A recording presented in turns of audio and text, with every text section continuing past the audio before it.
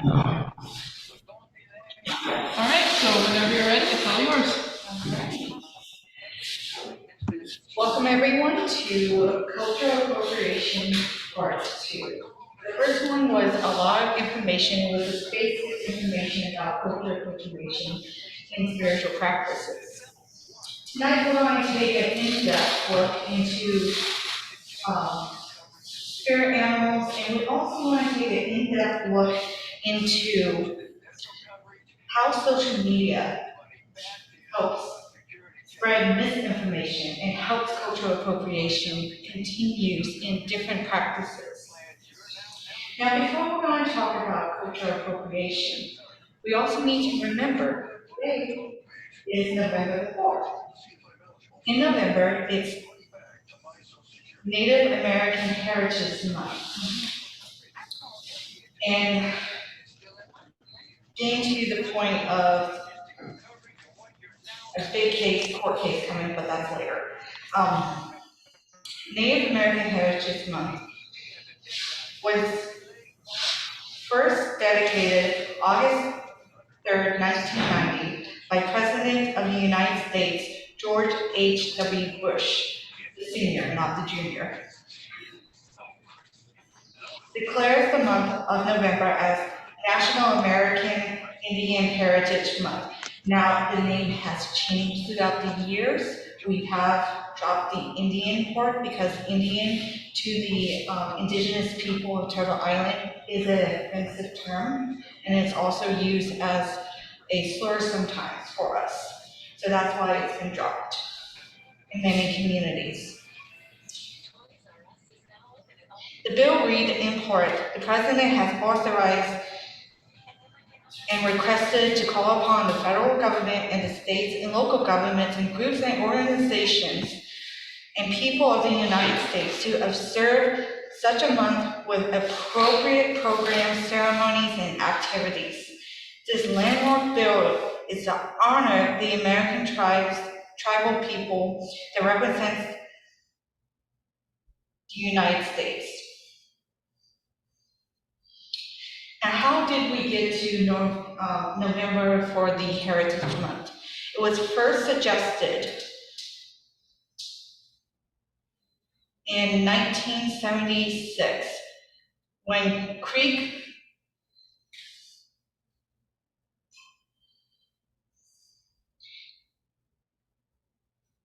J.C. Eliot, High Eagle, author of the Native American Awareness Week,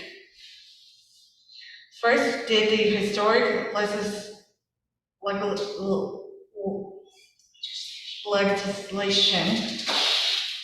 and proposed it in 1976. Ronald Reagan made it an actual American Indian Week from November 23rd to November 30th, 1986. It was known back then as American Indian Week. A lot of people will say, okay, it's Native American Heritage Month. How do I support? How do I not culturally appropriate? First step is to understand what land you own and what tribe it came from. Once you understand the land that's connected to a tribe, support that tribe. Go and buy stuff from them. Because most tribal reservations, they are struggling now since COVID. The funding and a lot of their rules have changed because when COVID hit, their economies took a hit. The Onondaga, Haudenosaunee, that I come from, they took a massive hit because of the restrictions the New York State put in. With the New York State, they shut everything down. They couldn't go anywhere. Well, the Onondagas did not have a casino that could stay open and operate. They only had restaurants. So when it came up to time to change the rules and stuff, they had to change the rules and shut down different businesses and to create new opportunities because COVID did such a disaster to the economy. And this is why it's so important during American Native National American So sorry, guys. It's our point this month to represent and honor different indigenous peoples' tribes throughout Turtle Island. Another way you can also help is to do volunteer work. What I mean by volunteer work is go and do cleanup. A lot of people, especially the water fighters and the water protectors up north, and the ones here in the state of Florida that wants the water to go south and wants us to clean up our areas, they do have volunteer programs, and they do push for people to help clean up so we can keep this environment clean and ready to go for the next 7 generations. Now we're going to talk about spiritual animals, and we're going to talk about how it's been culturally appropriated. You may have heard the term spiritual animals, and you wonder, oh, I want to go find my spiritual animal.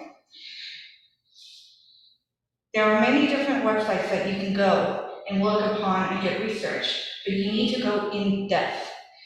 When you are choosing your path of following your path, you need to make sure you're not taking it from closed practices. A lot of the typical spiritual animal techniques that I have found just doing a simple Google search does take culturally from the indigenous people of Turtle Island. But if you actually do a lot in-depth research, you will find it. Typically, if you type in the term power animal, you will be able to find actual correct information, and you won't culturally appropriate.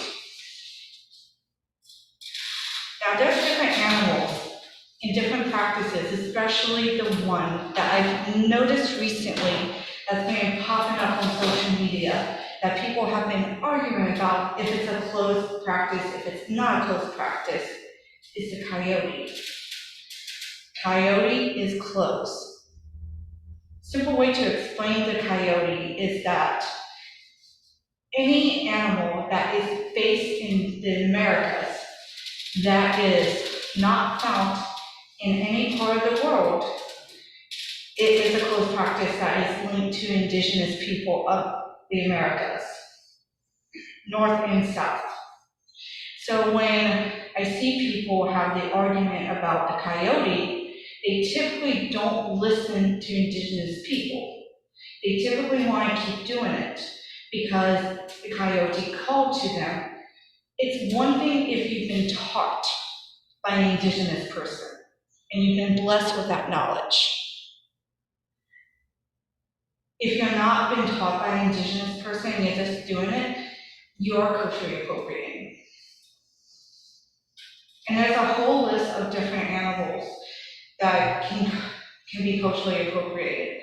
But the common ones that you'll see that are not culturally appropriated, but you need to find the correct path, is the bear, the wolf, the eagles. Now the eagle, you have to look for the specific type of eagle that you're going to be working with.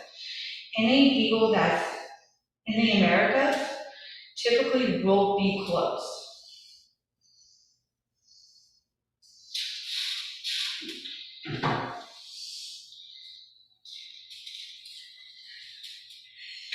Why do I bring up the eagle? I bring up the eagle for a very good reason.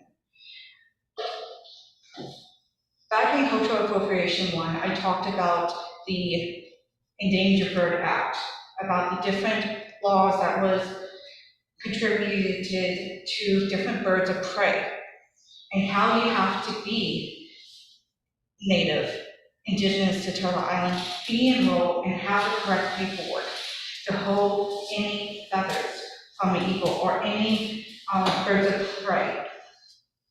The reason why I say this about cultural appropriation and the eagle is that recently in Canada, the Pope was presented with a headdress, a Native American full headdress of eagles. The problem with the Pope receiving that stems from the residential schools. Now, many different tribes and many different nations of indigenous people of Turtle Island will have different opinions about the Pope receiving this headdress. Still to today, there are stuff that's still being sold by the Vatican that's not being returned to First Nations people, but being sold online of our sacred ceremonial items. This is why many people have issues with the Pope receiving the full headdress. They felt like it was a publicity stunt just to say, I'm sorry for what happened to the residential schools. The residential schools recently have been unearthing unmarked indigenous children's graves. And this is why when he was presented with this headdress, some community leaders had very strong emotions. And this is why some of them were very upset and wanted to not participate in the ceremony. One of them said, it felt like they were just making a mockery of the photo shoot, a bandage on a problem. They wanted to just basically like, we apologize, Canada and the Catholic Church. Many survivors, not all, felt that way.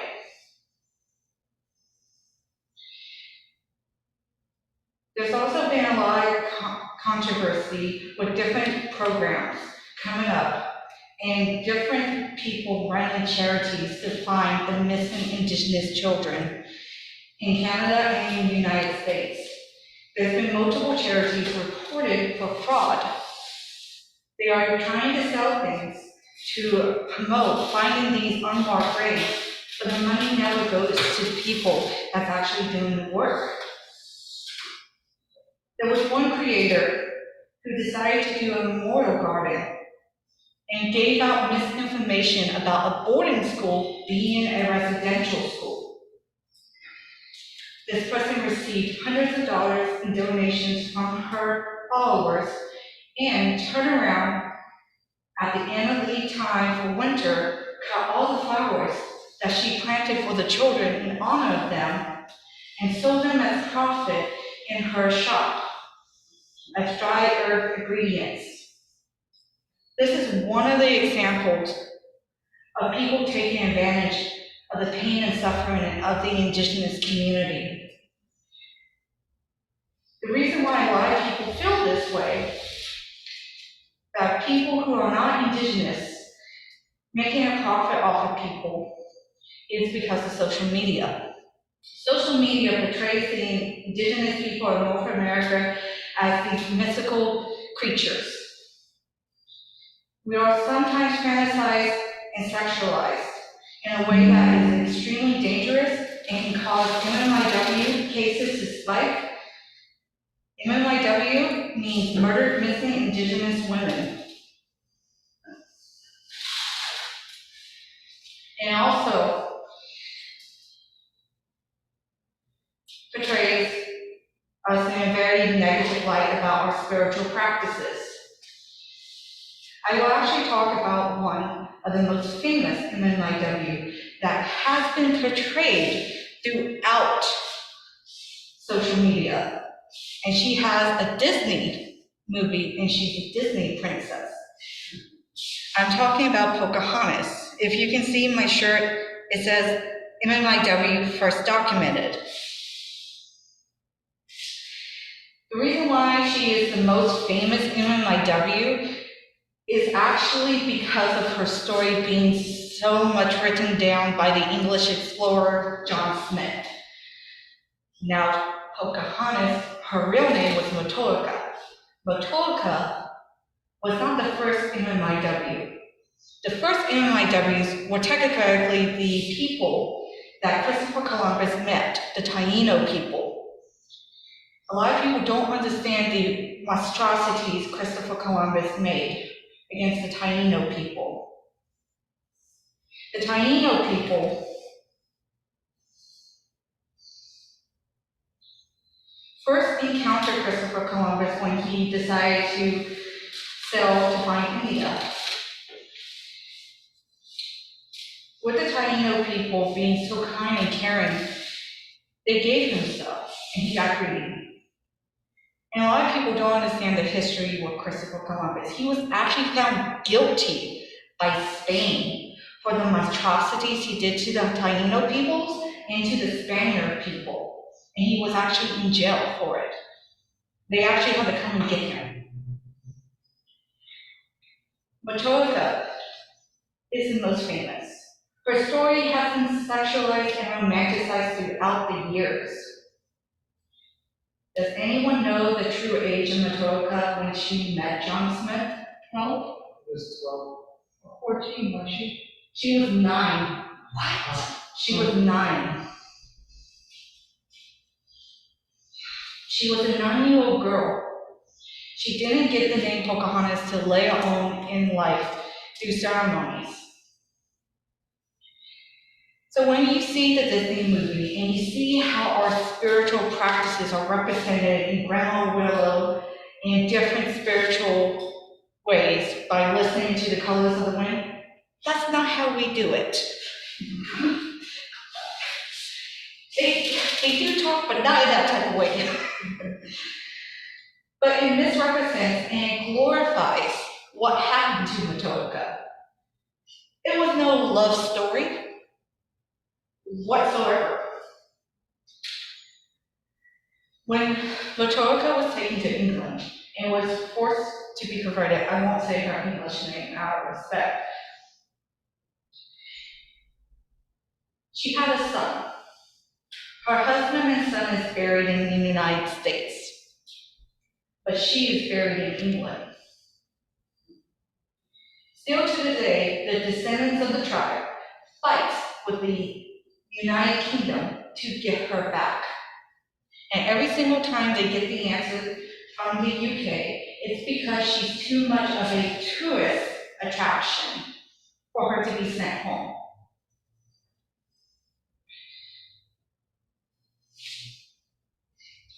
This affects us in many different ways because of Pocahontas being sexualized the way she has.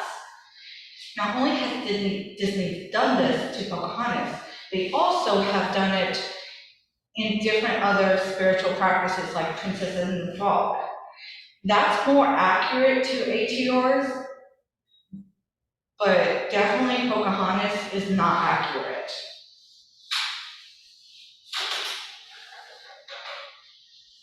How does this negatively affect people in their spiritual paths? Most people think that we share our culture with everyone. We don't anymore.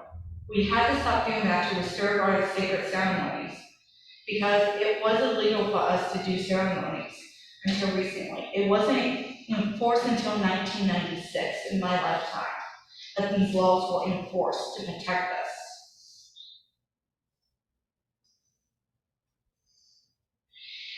And the reason why I talked about the court case, it factors into the misstereotypes of the media when it comes to close practices as well. ICWA is coming up November 9th. What is ICWA? Indian Child Welfare Act of 1978. It's a United States federal law that governs the jurisdiction over the removal of Native American children from their families and custodies in foster care and adoptions.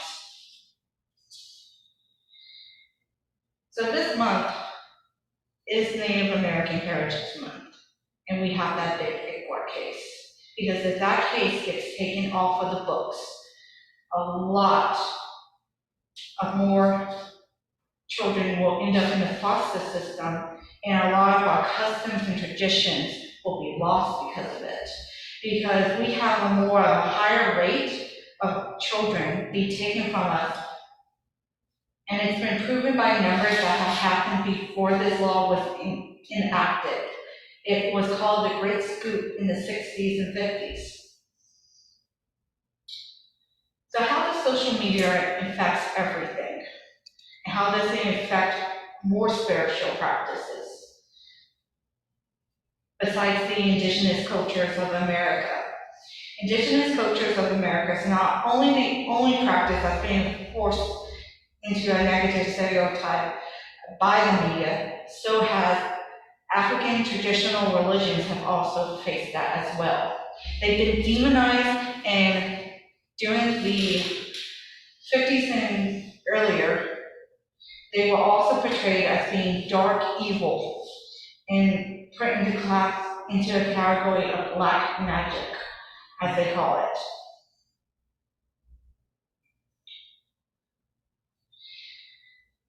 Because of the negative stereotype, most people don't understand and how beautiful ATRs can really be.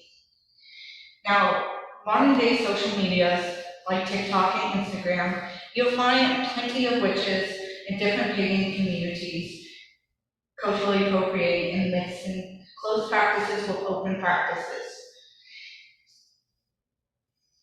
The recent one that has been really blowing up on social media, on TikTok, has been the Lilith voodoo spell. Lilith and voodoo do not go into the same category. The creator said she only used the name voodoo because she thought it sounded cool. When people came to educate her, instead of listening, she provoked them by saying, "If you want to curse me, go ahead. I'm an energy vampire, I will enjoy the energy."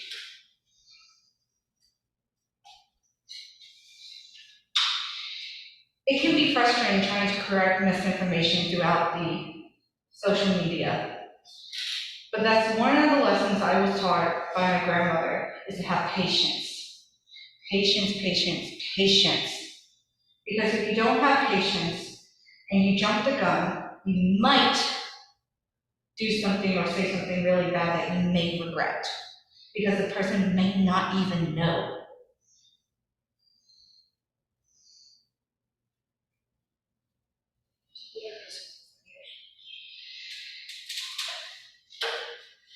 There are many different accounts that also sell different products. The recent one that has also caused a lot of hurt onto the community is a seller was making a candle that said Indian burial grounds. She was not native, and she was selling it for a profit. Many indigenous creators reached out to her and tried to educate her and how offensive this is. How many people have heard negative stereotypes about Indian burial grounds? The negative stereotypes of Indian burial grounds is due to poor social media and poor media coverage of the actual true traditions of indigenous cultures.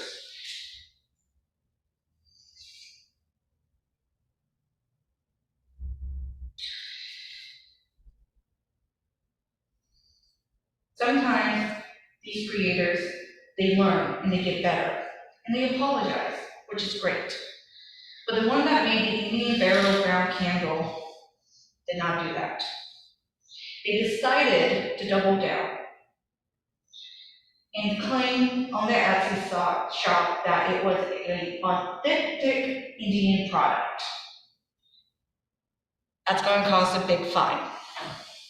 Because anytime a person who pretends to be indigenous and sells indigenous products are opening themselves up to be sued, arrested with a felony from the US government, because it just depends on how many you sold and what price you sold it at as your profit depends on the charge and how many times you violated it.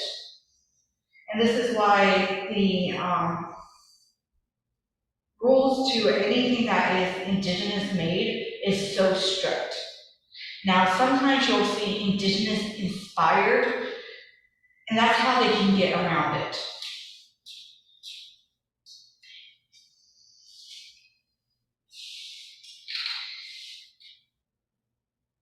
Let's also talk about misinformation, more about different practices. I've seen people saying that they hex the moon, they hex the fae. I almost lost my drink. I know.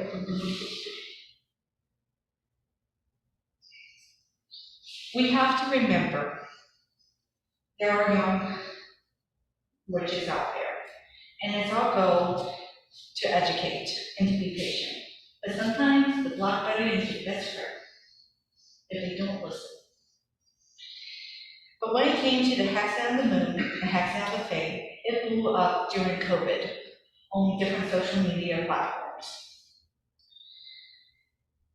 People claim that they were the ones that hexed the moon and hexed the fae to get money, to make profit, to get views, to get clicks. Please don't do this. It gives out misinformation.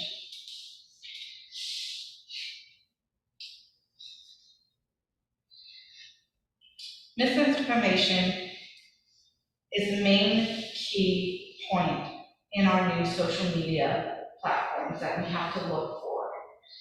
Misinformation can come in many different ways, especially when it comes to smudging. Smudging is a generic term, but most people who look up smudging will see white sage. White sage is closed, do not use it to smudge. Smudging, if you're doing it in any way that resembles indigenous Turtle Island practices, it's closed. It's not for you. There are over 700 to 800 different varieties of sage.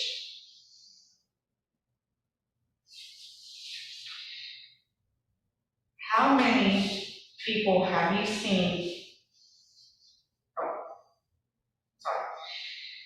So I'm going to open up the floor.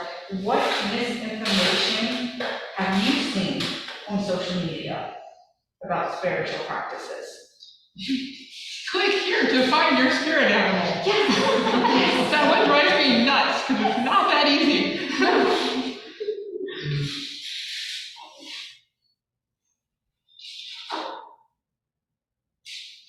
I can't think. Anybody online? Anyone online? A lot of Mayan calendar. That's what Yes, I just grabbed. this is Kimberly. Yes, sorry. Mayan calendars. Yes. Anyone else? Could you repeat what are you asking? I couldn't understand what you were saying. Okay, so what misinformation have you seen online about spiritual practices?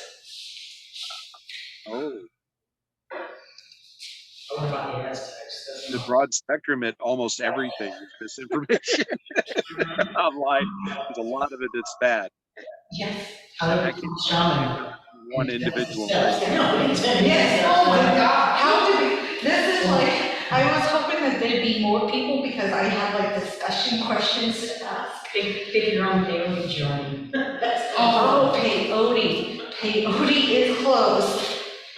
When it comes to peyote, if you are not trained to know how to do it, and if you're not a native person who has a actual card that is specifically trained to use peyote, you can be charged with drug possession. Yep. Because it is a controlled substance. Well, I'm there's I'm so another. sorry. Go ahead. Excuse me, I just had a question. I'm so sorry. I thought the one question that I was answering to was, did I want to participate in something with creating a calendar? So never mind. I probably misunderstood what you were asking. So never mind. We're Well, trying to listen. and then there's those memes that come up.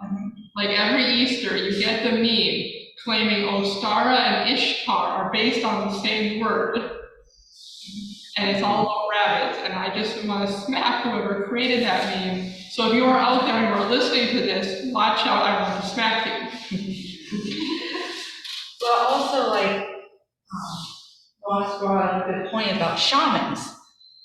How many people know, and so did Suzette, how many people know the difference? You know there's different shamans out there Mhm. with different practices? Yes. Yeah, And you can't just become a shaman in 10 easy steps. No, you can't. no, Typically, there's no generic shop. Yeah, there's no, so you want to be a shaman2.com. That doesn't. yeah, that no, doesn't- it doesn't work like that. A shaman in whatever particular path that is. Yep. It's different. To be a shaman, it takes years. I'm talking about the native tradition. It takes years and years and years of practicing and learning different medicine. Even those peyote walks, you got to do that 5 years in a row before you're considered anybody. Yes.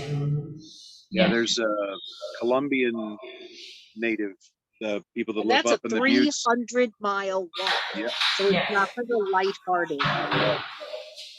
Well, even like the sun dance, Yeah. same thing.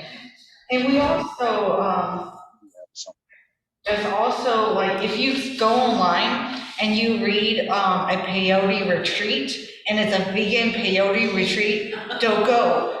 If it's over like $3,000 to $5,000 and you're out in the middle of the jungle and you're not actually with an indigenous tribe, it's a trap. Oh, Oh, sweat lodges. Now, when it comes to sweat lodges, make sure you actually are getting a sweat lodge from an indigenous person, because we are trained to know when you need water. And there's been multiple different cases where people who are running a sweat lodge for profit and for like these self-improvement camps, they ended up killing people. Yeah, yeah. There's a sweat lodge at FPG, but it is very well regimented. Yes. Yeah, Gray Ghost Hawk is, he was trained on a reservation by a native shaman. He was given permission from the council to perform the way he does. Mhm. So he did it the right way. And Yes. if you participate, you got to go help build it Yes. and start to finish. Yep. Yeah. So where I'm from, Pacific Northwest, totem poles are very often exploited. Yes, totem poles too. Not all tribes have totem poles. The Onondagas, we do not. We have something different. We call them wampa belts, because that's what tells our stories. And those are typically made from beautiful shells. I'm not going to go into details, but those are different from totem poles, definitely. And we also can talk about the self-motivation sector of commercialization. The self-help books that typically do culturally appropriate from all cultures.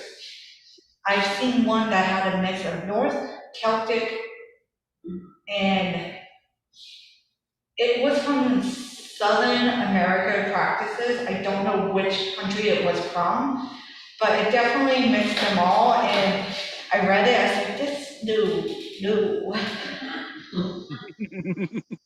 Well, and I think, you don't have to go mixing and chopping them all up, because each culture has things it can bring to the table. Yes, You only need to go stealing whatever's on the buffet table. yes.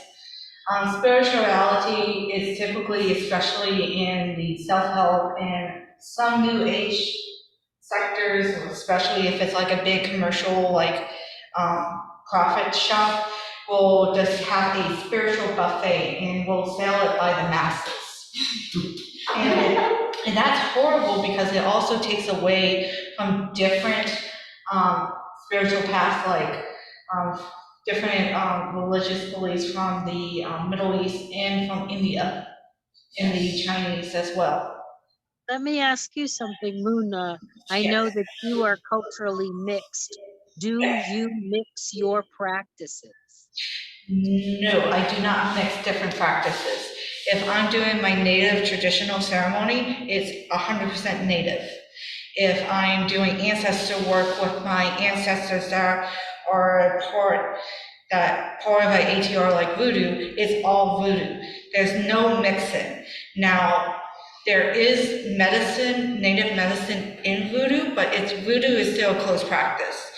And the reason why it's closed because of the history of the friendship between the natives and the enslaved people that were brought over. Now in the northern, like Pennsylvania and those places, there is a practice called powwow that is Germanic and Native American. Have you ever heard of that? I have heard of it. I've never been there to experience it myself. I read a book, Silver Raven Wolf, Mhm. practices powwow. I know the Amish also have different spiritual practices that sometimes it does get mixed. Yeah, because Just with depends on the culture. the Pennsylvania, all the hex signs and everything. Yes. But it made sense to me because when the Germanic people came to this country, they brought their herbs and oils, and they were looking for people of like mind, and Mhm. the natives, they got along, you know, Yes. and so they shared their stuff, and the native stuff was shared with them, but it was respectfully done. Yes. You know, if you're raised in that culture, I could see that would be a good blend. Yes. You're not mixing cultures, but it's a blend of two cultures. Yes. And that also depends on where you grew up too. Because I grew up in the South, that's close to Appalachia. So we have Appalachian magic, and we have conjure, and we have hoodoo, and we have different indigenous practices too down in the South. So they do sometimes blend together, but typically when a practitioner does it, it's typically one path or the other path. That would be respectful. Mhm. Thank you. All right. So, what is the most outrageous thing you've seen?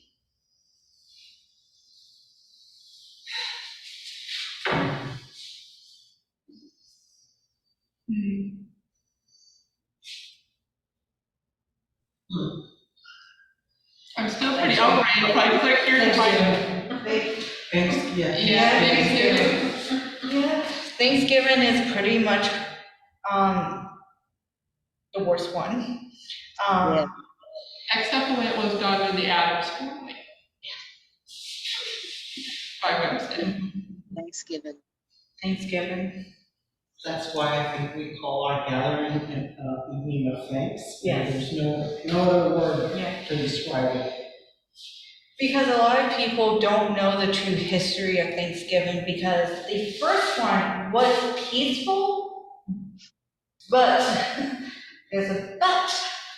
It ended up not being peaceful, and it ended up a tribe was actually burned to death by settlers and colonizers,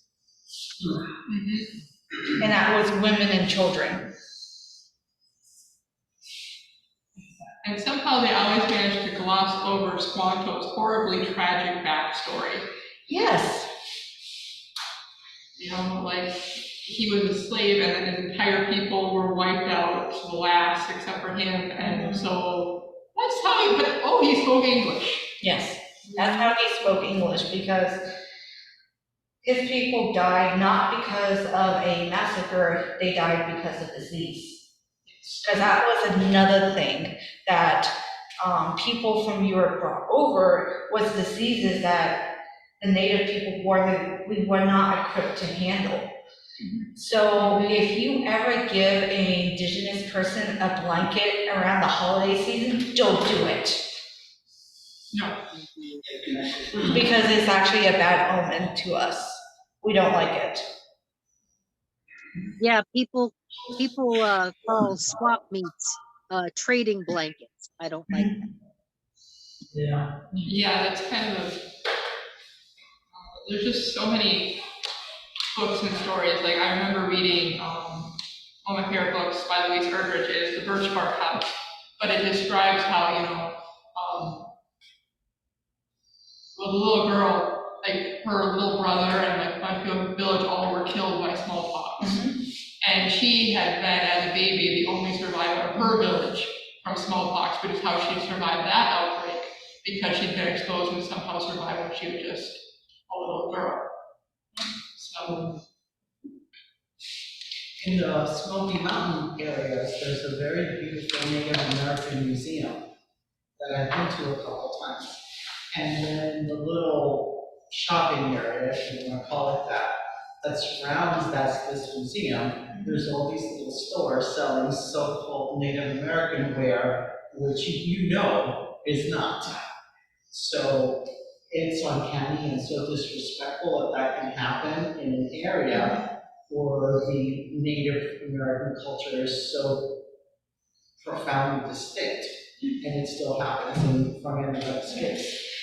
And a reason why a lot of it doesn't get shut down because of the act, the Indian Art Act, is because major corporations have money to shell out for the fines. And if you're like a small business and you're indigenous and they change the paperwork saying that you're no longer indigenous, like, I'm not gonna go into that subject, but that has happened, that a person who had status lost her status and ended up having to close her business down because she was going to be going to jail if she didn't. Because people were wanting to basically take that business for themselves. And the people that wanted to take it was not native. Is it 3% also on the book? It depends on the tribe, actually. Really? There's some that has the mark at 50%. And it's, I always found it interesting that certain government benefits were based on you had to have at least 3% of your DNA classified as Native American to receive the benefit. It is the only people that are required to have a DNA test to prove who they and are. that's, It's just and that's bad for like mixed natives like me, that I do have high amount, because I'm a mixed native of multiple different tribes. Sometimes you don't have enough of one tribe to be considered. So then you can't even do any of your traditional items. You can't have your eagle feathers, you can't do ceremonies.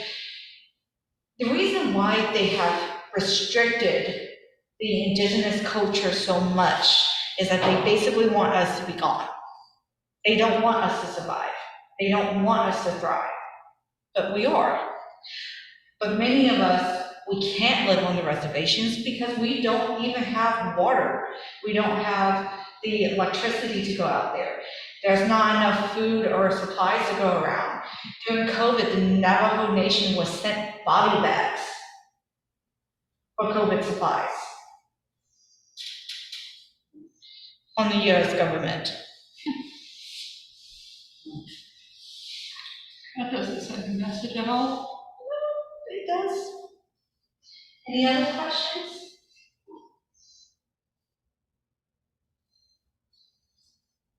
Anything online for questions Comments? or Comments? comments? Well, this was a very good presentation, Moon, thank you. You're welcome. Thank you very much. You're welcome. Ms. Will, Always interesting, Moon. Thank you so much. You're welcome. But Thank you very much. definitely November 9th is going to be a big day for the indigenous community. As if ICWA is taken away, that's not going to be good. That's,